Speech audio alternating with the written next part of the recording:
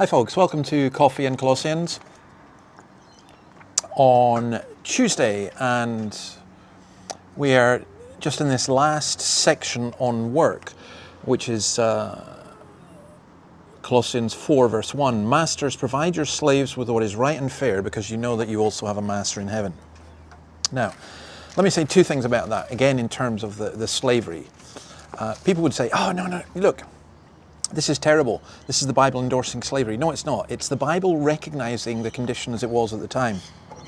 And, you know, as we've discussed already, how would you sort slavery? How would you deal with the Roman Empire where there were 60 million slaves, where every culture had slavery? I mentioned that somebody objected and said that if we went back to Christianity, we'd reintroduce slavery. The only culture that's got rid of slavery have been cultures where Christianity has become strong. Now, Dick Lucas says this. I thought this was very helpful. He says, it is of course a wholly new idea that masters should be regarded as having any binding responsibilities towards their slaves. No doubt where Paul's teaching was known, it caused much indignation in the places where slave owners met together. Such notions could only be considered reckless and impertinent. But no doubt there were some slave owners who would listen. There were people like Philemon in the earliest congregations. And those who became Christians would come to acknowledge that their new relationship to their heavenly Lord must inevitably control all their activities, even in handling their slaves. This new rule of Christ was above all just and fair. Provide your slaves with what is right and fair. That which Christ had shown in his dealings to them, they in turn must demonstrate to their servants.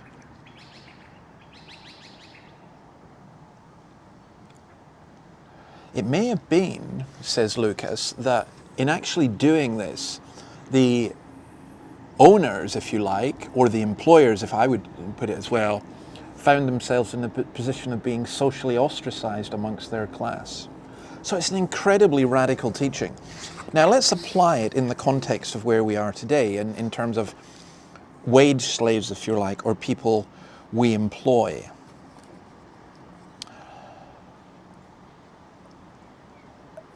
Let's think of it this way. Let's suppose you own a factory or a farm in whatever area you're in, and your economic rivals are employing people at ridiculously low wages. Your economic reality means that you would be sorely tempted to do the same and just blame market forces. But the Bible has a different attitude. So James chapter 5. Now listen, you rich people, weep and wail because of the misery that's coming on you. Your wealth is rotted and moths have eaten your clothes. Your gold and silver are corroded. Their corrosion will testify against you and eat your flesh like fire. You've hoarded wealth in the last days. Look, the wages you failed to pay the workers who mowed your fields are crying out against you. The cries of the harvesters have reached the ears of the Lord Almighty. You have lived on earth in luxury and self-indulgence. You have fattened yourselves in the day of slaughter.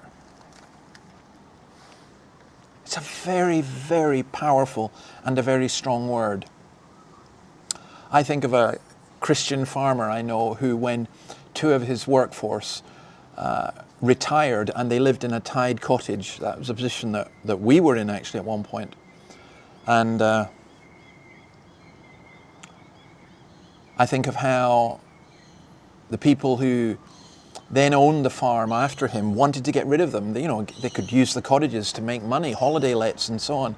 And the farmer was furious and went to them and said, no, you can't do that, because these men have worked for me all my days, all their days, and they're entitled to die in peace, with a home over their heads, with a roof over their heads. They've given so much effort. And that was justice. I can think of another situation where a farm worker was, his boss decided that he wanted to have the house that he was in, and so he just fired him and moved his son in. It was absolutely awful.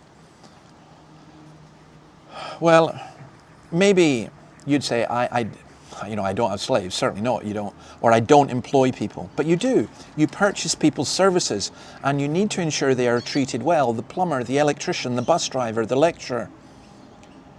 We purchase goods. People are employed to make those goods. We need to look for what is fair and what is just.